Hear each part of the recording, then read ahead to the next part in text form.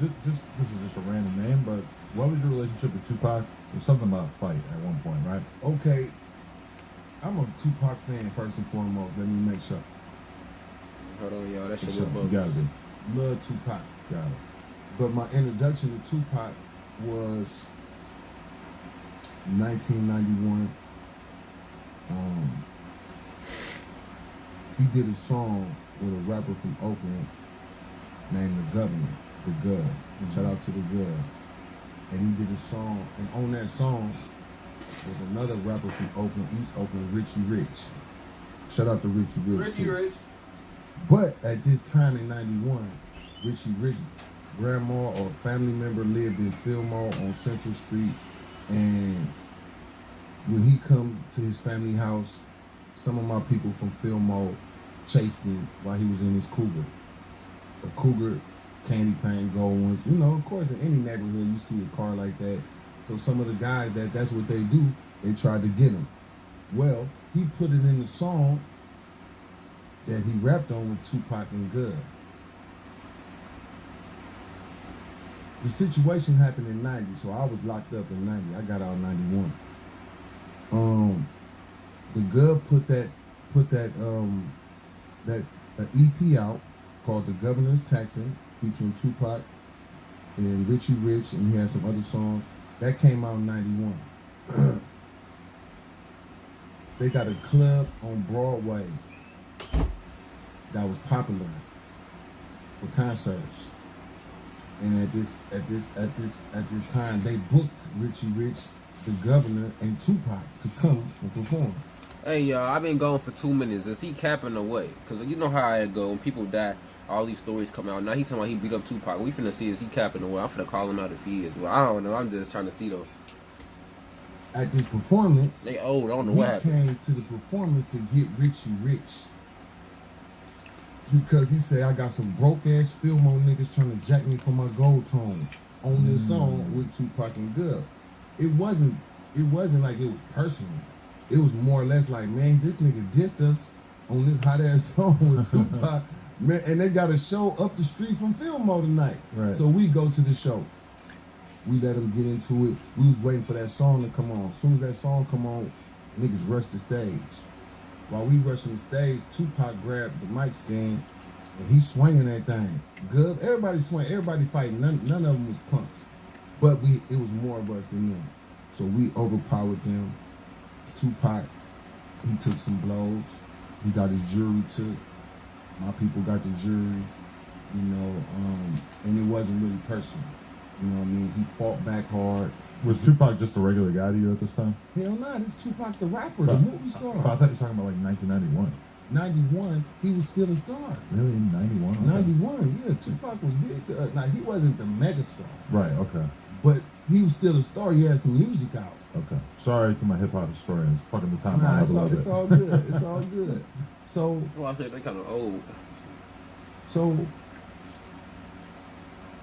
that's my introduction of physically being there. I physically... A business account can help boost your TikTok content. Here's how. Meet Anya. So you He didn't get to take nothing. I physically probably got hit with the mic stand because there was some hitting too. Right. We took some because we climbing up onto the stage, but they had some guys too. You know what I mean? So that's my introduction. When they say, "Oh, JT them just jumped Tupac," nah, that didn't happen like that. Or JT them rock, nah, that's not the story. He just happened to be with the wrong guy at the wrong time, so he took his L. So what happened to So the he took jewelry? his L. Because these days, obviously, it does like an iPhone tour around like various neighborhoods The and jury shit. is sitting in the hands of a man that don't care nothing about power Still to this day. to this day. But he's keeping it because it's a piece of history because it came from Tupac? because he the one got it. Really? So the guy who took it still has He it? still got it. Really? Yes. And he never considered He trying don't to care help about, out? even though I seen they had something about selling the ring to Drake for $1 million and all Oh, that. yeah. He might pop out with it because he got the pictures that night with Tupac wearing it, Wow. and then now he got the pictures of him having it. That's actually insane to think that jewelry could be worth so much more just because a rapper owned it at one point. Like they're like a king or a queen or some Yes, shit, man. but it makes sense, yeah. Nah. But then my next interaction with Tupac is at the video shoot for Ray Love last night. Tupac, the director. Ghetto Theme from Mac Mall. Tupac directed and starred in both of these, and it was in Los Angeles. And that was 1995. I remember my uncle drove me down here because Layla Steinberg was Tupac's manager too before. But now she's manager of Ray Love and Mac Mall. So she the one called me and said, JT, you need to come to LA. We doing Tupac is directing both of these videos, and we want you to be part of that. Shout out to Layla Steinberg and Kyrie, CEO and producer of Young Black Brother. So I come down there. At first, I wasn't really tripping about what we did because that was 4 years ago. It was nothing. Nah, it's still kind of something, but it's the way I paid for it. We doing the video, or he's directing the video. I'm just doing the scenes that I'm part of. I'm right there. So we not talking to nothing yet. During one of the breaks, we both end up in the RV where pretty much everybody else got off, and he had his ounce of weed that he rolling these blunts back to back, and he's smoking, and it's looking like he's stressed about something, right? So when he passed me the blunt, we talking, but his stress coming from his case or his situation in New York. And when we talk, the conversation about what happened in Frisco is like, bro, I salute you, everything. I'm talking with him. I salute you, bro, everything, man, nigga, it's love, you feel me? I know that little shit happened. He like, man, that's the past, homie. Right? Yeah, bigger fish to fry at the moment. Yeah, but I'm just trying to make sure that I said something, because now I'm an artist in the game. At that time, I wasn't an artist yet. Okay. So now I'm an artist, so I'm trying to make sure that, we good, right? So, who is he? The Outlaws come back on, or not the Outlaws, they was called the Thug Life, I think. Yeah, they was Thug Life. They come back on the bus, they deep. Now that's somebody who put on a lot of his homies. Yes. Tupac yes. was not worried about that at all. Yes. That conversation faded. Thug life. Too much for that, so I've been trying to live a low life. Trying to see what heaven like. You could buy it and stay on for 6 months and all that type of stuff. So I had these niggas ain't stepping right. I'm getting tired. These niggas ain't stepping right. Hey, that nigga be going cool. That was from his group, Thug Life. So I plugged my phones up, and I needed something from the gas station, the store. Somebody said I'm going to the store, so I leave my 2 phones here. Go to the store. When I come back, my both my phones is gone. So I'm like, hey bro, anybody seen where them phones was right here? I ain't seen no phones. And Tupac was laughing. So I don't know, to this day, when I kept asking for my phones, they just kept smoking and kept talking. Cause I'm like, so I can't really make no scene, but I'm like, bro, did these niggas just steal my phones, bro? They're the only ones on the bus. So you think it was quiet retribution for the chain? I think so. Cause how do my phones, and they was burnouts, but I'm still like, man, bro, I'm asking these niggas, and they like, nah, I ain't seen no phone. So y'all, the same people who sitting here when I went to the gas station, come back and now y'all ain't seen the phones? Right. And when I came in and Pac had a little smirk on his face, he never been like, hey, y'all, where his phones at? He didn't say nothing. He just kind of had a little smirk and kept on rolling the smoke. And I'm like, I just walked off the bus. I got played like a sucker. Right? They took my 2 phones. That's the last time you ever saw him? That's the last time. Wow. That's the last You got time. memories of how it shook the fucking world when he passed? Yes, because soon as, after that video shoot, 2 weeks later, Tupac Shakur shot at Quan Studio. Wow, okay. I felt a certain kind of way. 2 weeks later. You felt like, I felt a you. certain kind. No. Not Oh, in okay. I felt bad for him. Okay. Because he already going to court for the girl and then get shot. So it's like, damn, he going to court. Then come to find out, supposedly, allegedly, whoever had something to do with the shooting had something to do with sending the girl to do the fake little rape thing. That's true? I mean, allegedly. Oh, okay. Yeah, I know Vlad ended he up... said something about it. Vlad ended up interviewing the girl from that situation. I don't think Did she confess? Or did she say he did it or didn't do I it? don't know if I ever actually ended up watching it, but I always thought it was pretty crazy that he got that interview. But damn, okay, so there wasn't any part of you that was like angry at him for the fucking phone situation. Now I'm saying they nonchalantly like ain't no phone, never was no phone shit. Right. Ain't no cord, no the charger gone, the phone's gone. It's no evidence that there ever was two phones sitting here. Right, yeah. So when he starts smirking, I'm like, he act like he's probably squashy, but I don't think he did it. But I think he green lighted somebody with the, hey bro, who phone is it? Man, that's that nigga, man, that Frisco nigga. Man, go take them phones, man. Right. Yeah, so Crazy. yeah. But I mean shit, to be honest with you, I was like, shit, that's how it go though. It come with this shit. You know, and to throw this situation in there, I remember since we did that to him, that was 91. 92, a year later, I get booked through my homeboy. He go rent the Richmond Auditorium. He booked Master P and some Richmond rappers. He booked some Hunters Point, RBL, JT the Bigga Figga. So now he got all this collaboration finna happen. Somebody from Hunters Point did something to somebody from Richmond in some type of way of they felt disrespected. So they got a few of their homies and ran the Hunters Point dudes up out of there. I think they were from Oakville, and they was tripping some rappers. I can't think of their name, but they came in Richmond like tripping about some Hunters Point tripping, right? So RBL Posse, I think they got up out of there just because it started not looking safe. Because this is mostly Richmond people. We from Frisco, so when I go on stage, all I can remember hearing was projects. They coming down the aisles, and they got the chairs in their hands, and they commenced to stomping on us, and beating us good. Shout out to Master P and them, man. They put a good beating on us. They put a. And what year was this? This is 1992, bro. I was about 18. This is my first. 1992, bro. I wasn't born until 2002. That was like 10 years before that. If he was 18, I mean, he like 38. The album then came out, I think it's December 92.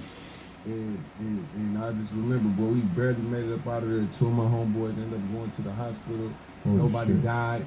We got outside, boy, they was standing across the street in the behind the garbage can, busting at the cars. I remember the cars going. Wait, people were shooting at your tour buses or whatever? No, we didn't have no tour buses. Just cars. We just had cars, but everybody at the backstage, that was us.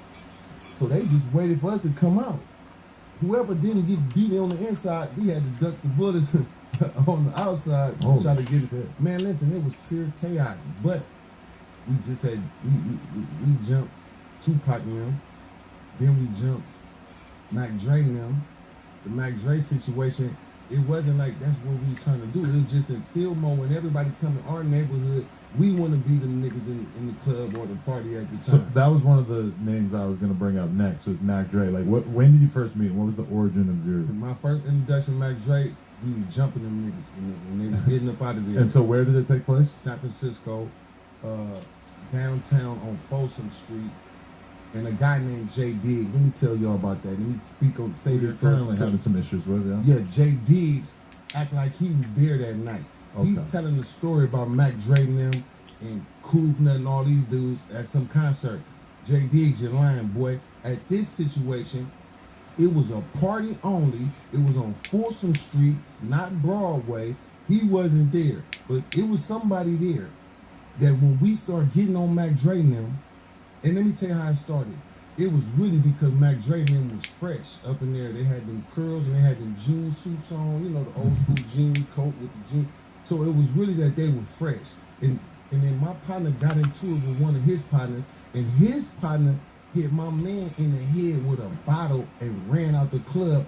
But when he done that, because he was gangster, he did his thing, Mac Dre was still right here. So they had to come through us to get out because his man just hit.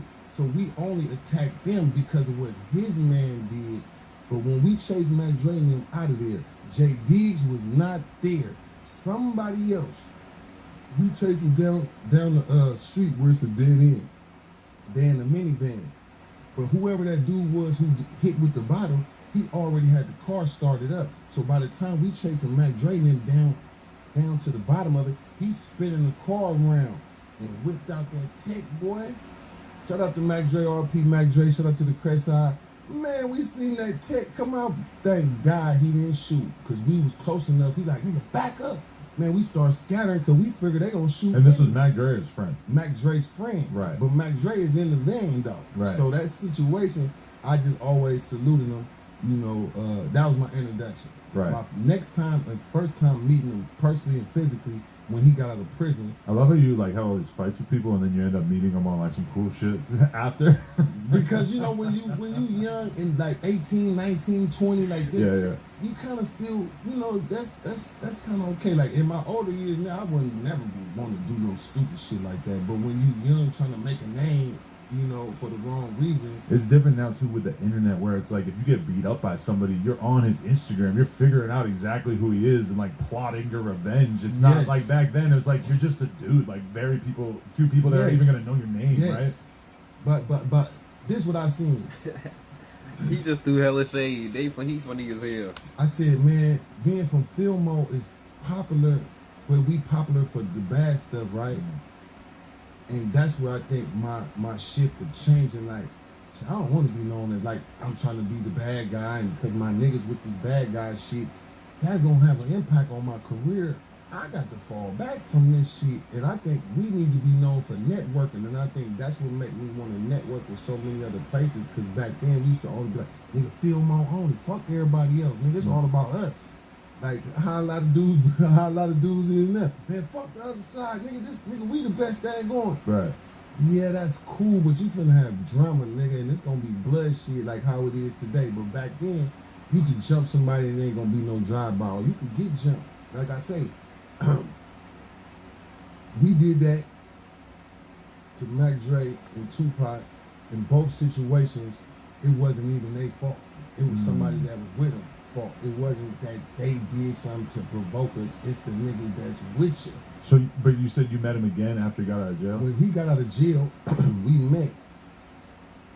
Or I was at a restaurant, and he just got out of prison that day or the day before, or a couple, you know. And when we saw each other, we didn't think about none of that, because he probably didn't know that was me at the time when that happened. Right. I mean, we talked about it later, but I was on from doing the movies. I'm doing the promo. I got the compilation. Like, I made a lot of motion. When he went to jail, I didn't have none of this motion. So when he came home, I was JT the Bigga Figga. So by me and him talking, I showed Mac Dre how to do the compilations. Mm-hmm. His first project was the Rompilation, or the Rompilation. That's what it's called. We had a song called